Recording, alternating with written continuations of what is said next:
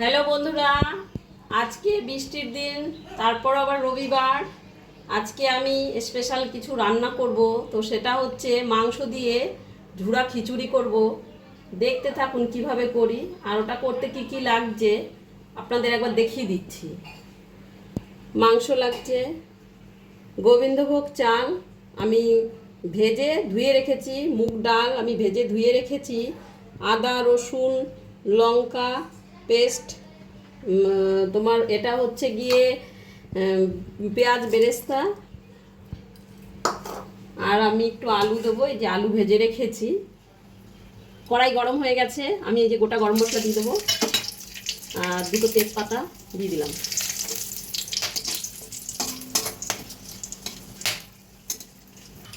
পেঁয়াজ কুচানোটা আমি এবার দিয়ে দিলাম।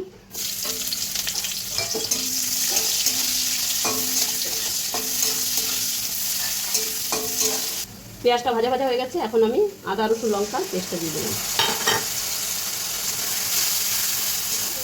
1 চামচ জিরের গুঁড়ো দিয়ে দিলাম, আর 1.5 চামচের মতন ধনের গুঁড়ো দিয়ে দিলাম। হলুদ দিয়ে দিলাম 1 চামচ।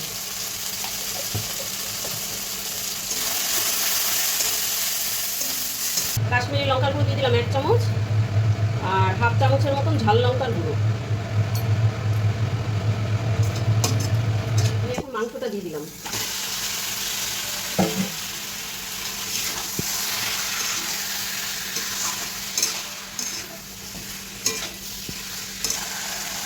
এখন আমি নুন দিয়ে দিলাম, 4 চামচের মতন নুন নেব।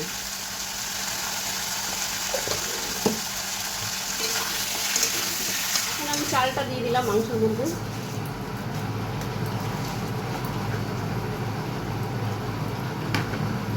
ডালটা দিয়ে দিলাম।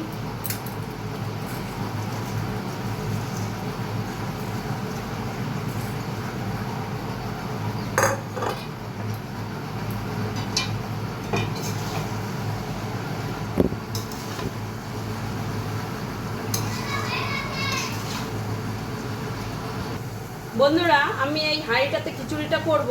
তো আমার সব কষানো হয়ে গেছে, এখন আমি হাঁড়িটায় নামিয়ে নেব।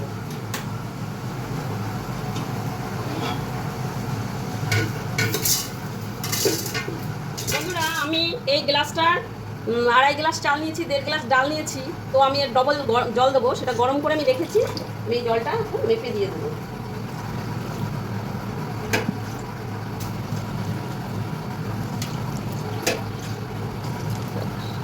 জল দেওয়া হয়ে গেছে, এখন আমি আলুগুলো দিয়ে দেবো।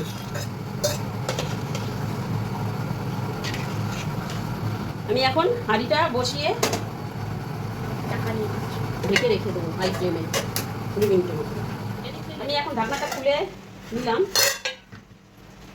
তো আমার এই খিচুড়ি এরকম, এটাকে আমি লো ফ্লেম করে 15 মিনিট রেখে দেবো ঢেকে। আমি এখন খুলে নিলাম 15 মিনিট বাদে। এখন তৈরি হয়ে গেছে ভুনা খিচুড়ি। আমি এখন এর মধ্যে ঘি গরম মশলা দেবো। ঘি দিয়ে দিলাম।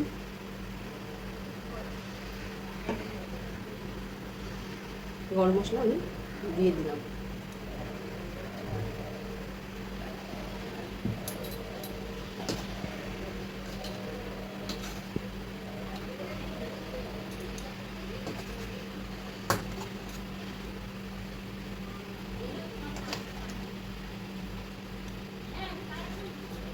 এখন আমি এর উপরে ব্রেস্তা ভাজাগুলো দিয়ে দিলাম।